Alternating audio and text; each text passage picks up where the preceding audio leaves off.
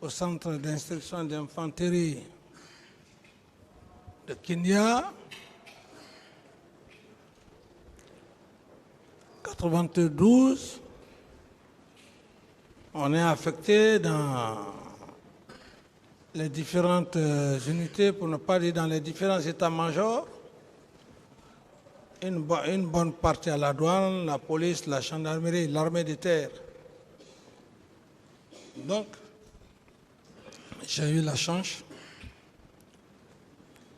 de rester dans l'armée, dans le groupe de l'armée de terre, parce que c'est ce qui était effectivement ma vocation. De là, l'armée de terre, on m'envoie à l'intendance, service de l'intendance, au grade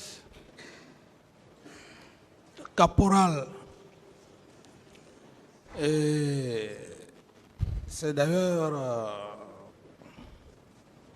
je ne pourrais pas parler de mon parcours sans rendre hommage au feu général Lansana Conté et au général Baldé Mamadou, qui, toute cette promotion, doit hommage. C'est à partir de cet instant, cet homme a pris le courage devant le président Feu Lansana Conté. Il dit: je ne veux pas former des officiers criminels. Leur diplôme universitaire, ils n'ont qu'à mettre dans la poche. Ceux-là qui ne voudront pas passer par les écoles, l'université c'est à part, les académies c'est à part. C'est à partir de ce moment, 92, chacun essayait de se battre. Ou personnellement, je me suis choisi deux voies. La première voie, il fallait me préparer pour le concours de Saint-Cyr. Et la deuxième voie, faire le concours d'admission pour les cours allemands. J'ai eu cette chance. Et pendant cette formation de cours, Dieu m'ouvra la porte pour l'Allemagne. Donc, une bourse, je l'ai obtenue pour l'Allemagne. Je suis allé en 1996. Donc, je rentre en Allemagne. Et vous y avez fait combien de temps? Pour la première fois, je n'ai fait que 3 ans. D'accord. Il y a une deuxième fois? Voilà, après une deuxième fois. Vous avez fait combien de temps en ce moment aussi? Bon, les 3 ans, ça, bon, c'était l'académie. Après ça, je suis revenu. Quand je suis revenu, je fus nommé intendant adjoint au sein des Nations Unies. C'est de là-bas, comme je parlais tantôt de l'un de mes chefs que je ne vais jamais oublier, le général Bambo, venait de la France. Il m'a proposé au poste de chef de section des essences. Donc 2001, 2002, 2003. Et j'ai jugé nécessaire de repartir encore en Allemagne pour le cours de capitaine cumulativement à la formation parachutiste. Donc 2000, 2004. 2001, 2002, 2003, après l'intendance, voilà, je suis reparti. 2004 et je suis revenu en 2005. Bien. Alors, en 2009, suite au décès du président en fonction, le général Lansana Conté, Et l'armée a décidé de vous porter à la tête d'une structure qu'on appelle le CNDD, n'est-ce pas? Parfait. Comment et quand est née cette structure-là? C'était bien avant le décès du général ou bien après? Le CNDD, Oui. le CNDD est né après le décès du feu général Lansana Conté, paix à son âme. Ce n'était pas de son vivant, c'est après sa mort. D'accord. Après sa mort. Parfait. Alors, comment il était structuré, Le CNDD, le CNDD?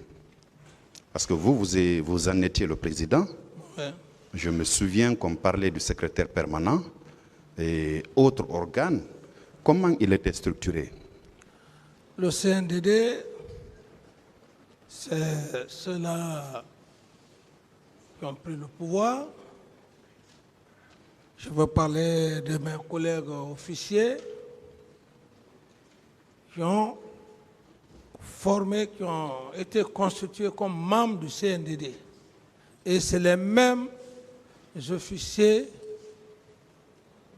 qui m'ont choisi à la tête du CNDD, en l'occurrence, pour la première fois d'ailleurs, la toute première personne qui m'a annoncé, parmi tous les officiers, c'était le général Mathurin, quand il a fait cette déclaration. Et c'est comme ça que c'est venu la naissance du CNDD, monsieur le procureur. Bien, j'ai compris la naissance. Ouais. Je voudrais savoir quelle était la structure du CNDD.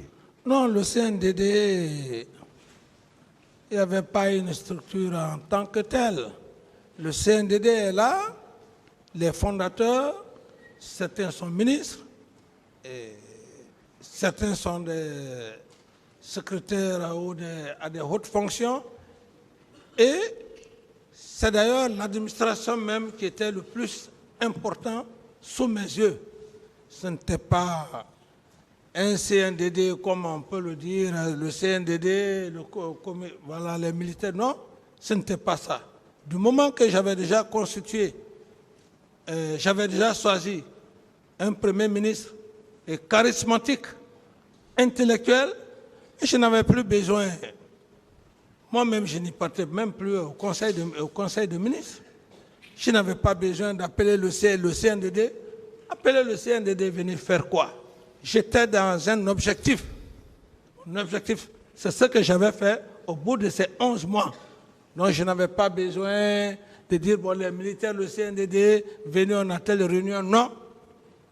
Donc, honnêtement, le CNDD était là uniquement que de nom, parce que c'est eux qui ont pris le pouvoir avec moi et qui m'ont désigné comme président de la transition, chef de l'État. Sinon, autre structure, dire bon, dans cette structure, c'est comme... Non, cela n'existait pas à ma connaissance. Ma question, en fait, on entendait parler du président du CNDD, du premier vice-président, du deuxième vice-président. Je me rappelle qu'il y avait un certain Moussa Keita, si mes souvenirs sont bons, qui était secrétaire permanent du CNDD. C'est cette structure organisationnelle-là que je voudrais que vous expliquiez au tribunal. Bon, ici, la prise du pouvoir, c'est les officiers qui décident. Monsieur Moussa Dadis Camara, président du CNDD, par suite d'ailleurs d'un vote. Parce que quand je suis revenu pour la deuxième fois, c'est juste à titre d'information, quand j'ai vu le général Mathurin, quand il est venu me saluer, j'ai dit, mais mon général, je n'avais rien compris à cette époque. Moi, j'étais déjà en bas et c'est vous que vous êtes resté à la fenêtre pour me dire, venez. J'ai dit comment les choses sont passées. C'est là où il a dit non. Que puisqu'il y avait une tension entre vous trois, général Toto, paix à son âme, général Sekouba et moi, qu'on a procédé à un vote. C'est au cours de ce vote là que tu as eu plus de voix. Donc j'étais curieux aussi de savoir. Alors donc, c'est en ce moment, le même jour où le vote a été fait par les officiers qui avaient la situation. Donc, au même moment, ils ont dit premier vice-président et général Toto, en tenant compte effectivement aussi du grade, et deuxième vice-président, général Sekouba. Ça s'est passé sans que les gens ne s'asseyent comme ça pour dire que des attributions, ainsi de suite. C'est ce qui s'est passé ce jour. Maintenant, le poste de secrétaire permanent que vous parlez, il fallait au moins avoir une coordination, et s'il y avait des problèmes entre les militaires, et ce poste-là a été créé. Donc, voilà pratiquement. Je passe. Alors, à la prise de pouvoir, vous avez rappelé que c'était sans effusion de sang. Quand vous preniez le pouvoir, il n'y a pas eu une seule goutte de sang versée pour que vous soyez aux commandes. Ici ou bien devant votre bar? Oui. Non, je veux savoir, je ne vous coupe pas, monsieur le procureur. Je voulais juste que vous me dites, dans mes déclarations ici, ou bien quand j'ai pris le pouvoir pour la première fois. Parce que je me rappelle bien. Monsieur Camara, ouais. Vous êtes un peu pressé. Attendez que monsieur le procureur pose la question. Il n'a pas encore fini. Laissez-le poser la question. Parfait, allez-y.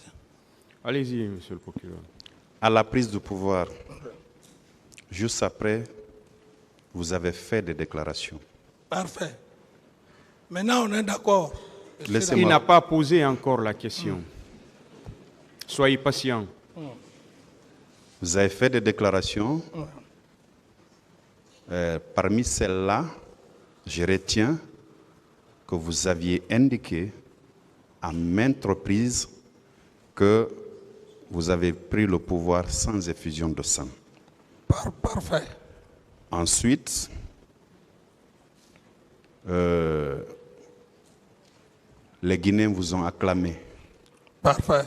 Les forces vives de la nation en ont fait autant. Parfait. Les leaders politiques aussi. Parfait. Alors, après tout ça, qu'est-ce qui a envoyé un hiatus entre vous et les forces vives de la nation? Autrement dit, qu'est-ce qui a été la divergence de vue entre vous et les forces vives de la nation pour que celle-là puisse appeler à un meeting? Qu'est-ce qui a envoyé ça? Merci bien, monsieur le procureur. Vous savez, ce sont des questions comme ça que le peuple de Guinée a besoin, monsieur le procureur. Après tout ça, pourquoi il y a eu quiproquo entre moi et les forces vives? Je reviens, monsieur le procureur. Effectivement, et quand je dis à l'époque, pris du pouvoir sans effusion de sang, ce n'est pas moi, c'est Dieu. C'est Dieu, c'est parce que je suis resté longtemps dans le cœur de ces hommes-là. Ils m'ont vu avec le feu général Lansana Conté. Je veux faire cette précision. Pourquoi il n'y a pas d'abord eu effusion de sang? Ce n'était pas ma force, monsieur le président. Ce n'est pas la question. Non, je veux aller point par point. Répondez à la question. Voilà. Il y a une seule question qui vous a été posée. Ici,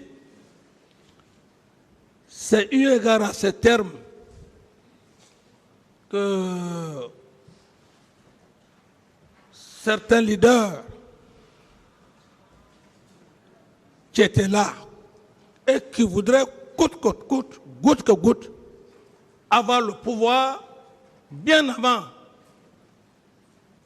le feu général Lansana Conté. Ces leaders, je veux dire clairement et nettement, le professeur Alpha Condé, c'est ce que les gens ne veulent pas. Puisqu'ils savaient,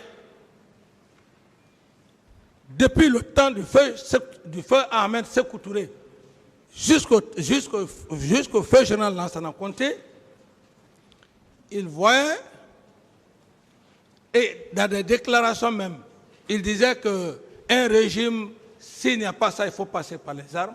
Donc, voir une jeune équipe qui est là,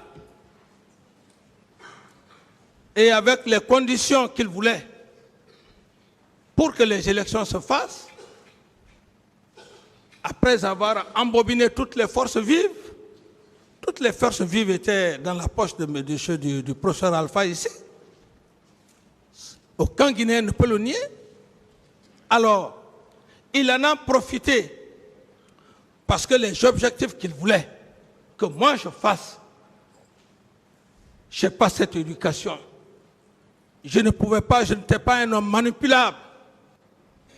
C'est pour cette raison que j'ai été très clair avec monsieur le président ici. Ces forces vives, il en a aussi roulé tous les leaders politiques dans la farine. Même moi. Mais à la seule différence que j'étais aussi intelligent. Cette force vive que vous parlez, monsieur le procureur, quand on parle de force vive, il faut parler de LL, d'Alain Diallo. Il faut parler de M. Sidia. Le professeur Alpha Condé avait mobilisé, avait roulé tous ces leaders politiques dans la farine. Entouré de la société civile. Et d'abord, avec quelle expérience? Il en a vécu avec le feu Ba Mamadou, paix à son âme, feu Sirajo. Et c'était le seul vétéran parmi ces jeunes. Quand il a fini de les embobiner, de leur donner confiance, dans l'esprit de dire, bon, même le jour où ils faisaient leur réunion pour dire, bon voilà, moi, je suis vieux, vous les jeunes, si vous vous laissez faire par ce jeune capitaine-là, c'est votre problème. Moi, j'ai fini mon temps, alors que c'était faux. Et les leaders politiques ont cru à ça. Donc, je reviens à votre question simplement, monsieur le procureur. Voilà. Revenez sur ma question. S'il y a eu incompréhension entre moi et les forces vives, ce n'est pas le cheminement très rusé, méchant comme je l'ai dit et je réitère, du professeur Alpha, parce que ces objectifs n'ont pas été atteints. Il voulait que dans mon bureau, que je puisse éliminer les autres leaders. Et lui, la voie lui est libre. Il vient, je négocie avec lui. Comme Sekouba l'a fait, je lui donne le pouvoir. Très bien. Donc, il n'a pas voulu. Voilà. Je suis satisfait. Est-ce que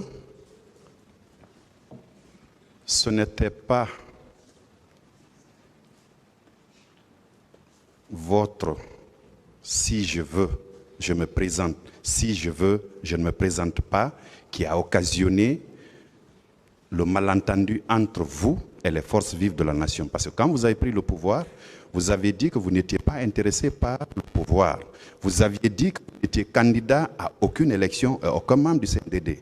Et par la suite, le comportement a dû changer selon les forces vives de la nation et vous avez vous-même dit que personne n'est né militaire et que vous êtes citoyen guinéen au même titre que tout le monde. Si vous voulez, vous ôtez la tenue, vous vous présentez à une élection. Si vous voulez, vous ne vous présentez pas. Ne pensez-vous pas que c'est votre volonté d'ôter la tenue pour être candidat qui a amené cette incompréhension-là? Merci bien, monsieur le procureur. la question, ce sont des questions comme ça que j'aime. Honnêtement, c'est pourquoi hier, je n'ai pas voulu vous indexer, monsieur le procureur. Je disais qu'il y a un procureur, c'était bien vous, quand nous étions dans la salle. Monsieur Camara, répondez à la question, s'il vous plaît. La question, elle est simple. Monsieur le procureur, par rapport à votre question, je me mets en faux de tous les esprits propagandistes qui ont tenté après ceci, cela pour dire c'est parce que le président Dadis voulait se présenter aux élections. Monsieur le procureur,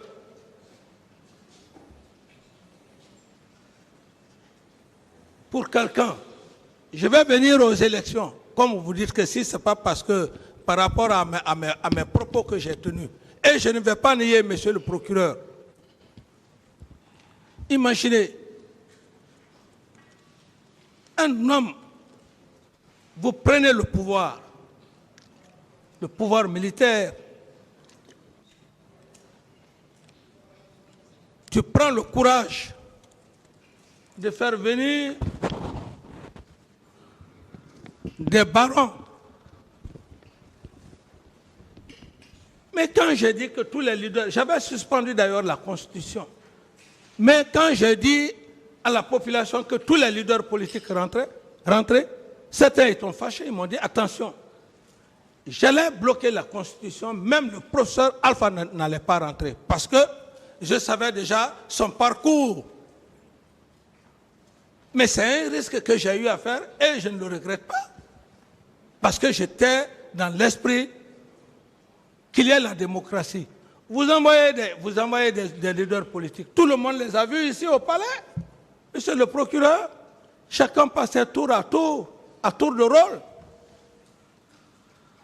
Et à un moment donné, ces mêmes leaders essayent de vous talonner. Comme si vous n'étiez pas guinéen.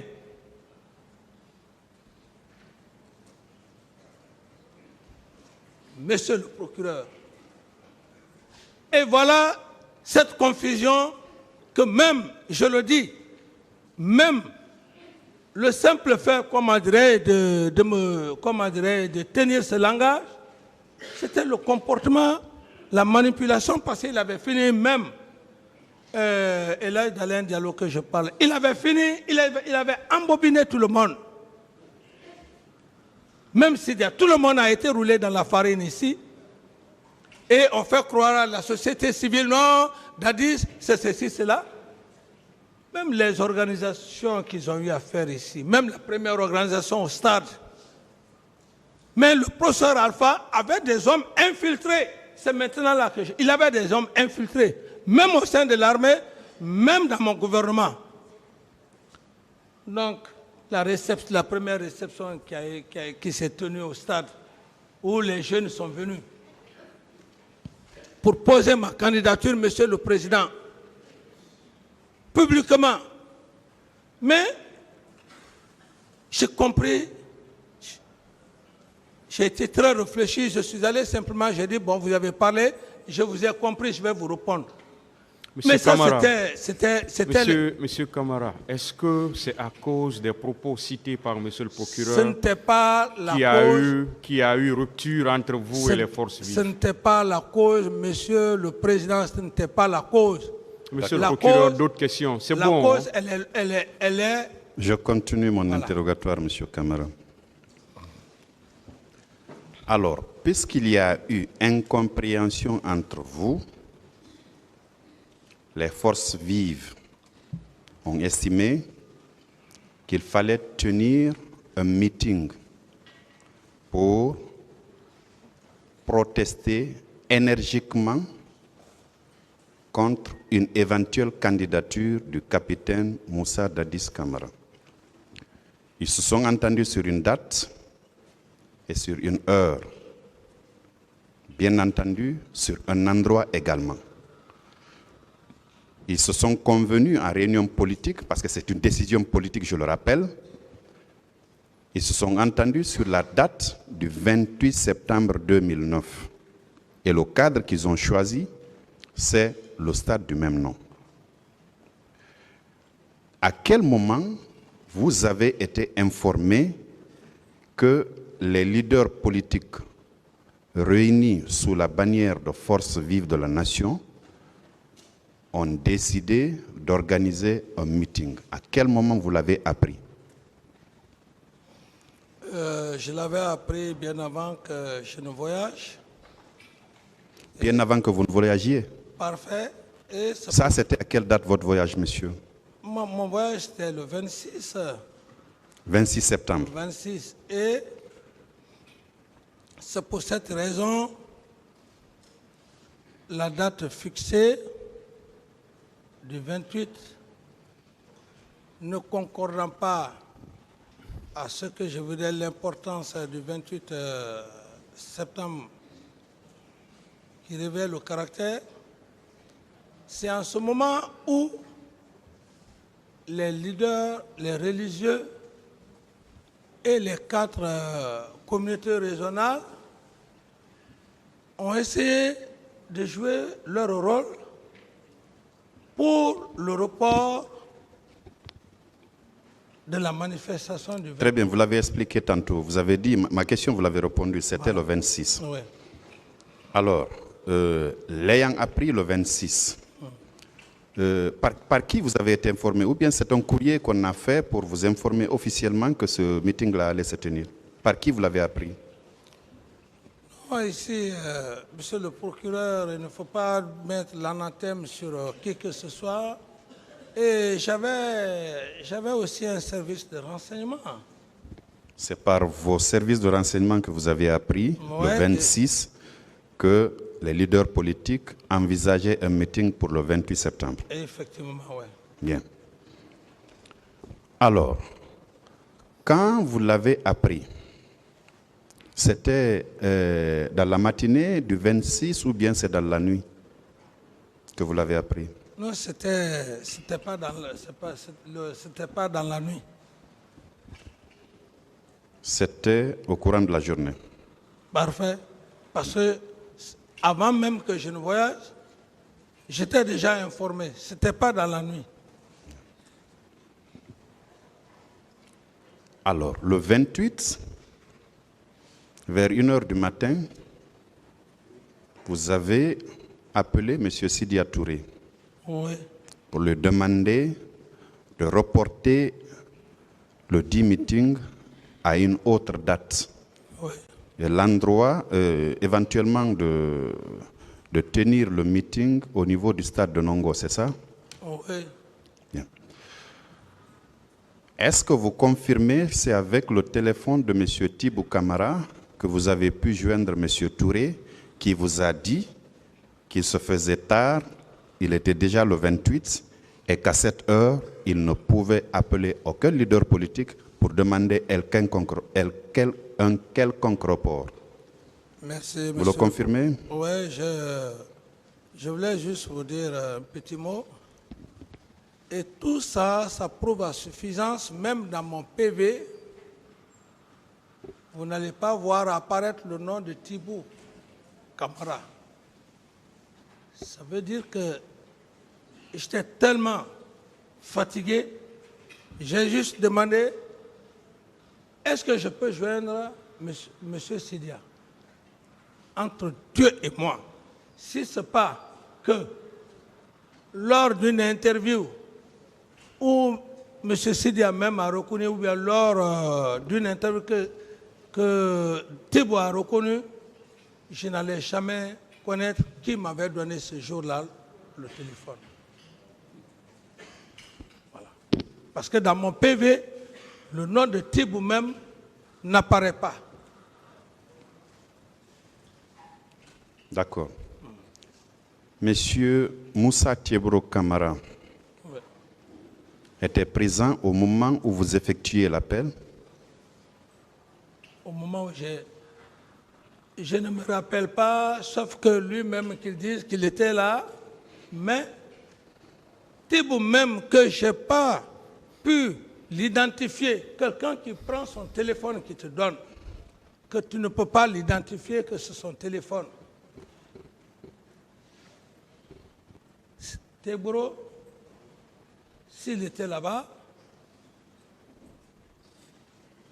c'est lui qui le dira. Mais mes souvenirs ne me disent pas que Tegboro, le colonel Tegboro était là ce jour. D'accord. Il n'y avait la présence d'aucune autre personne? Il y avait, monsieur le procureur, sur tout ce qui m'est cher entre Dieu et moi, il n'y avait la présence d'aucune autre personne. J'étais déjà couché, monsieur le procureur. On vient, on me tape la porte. Et comme généralement,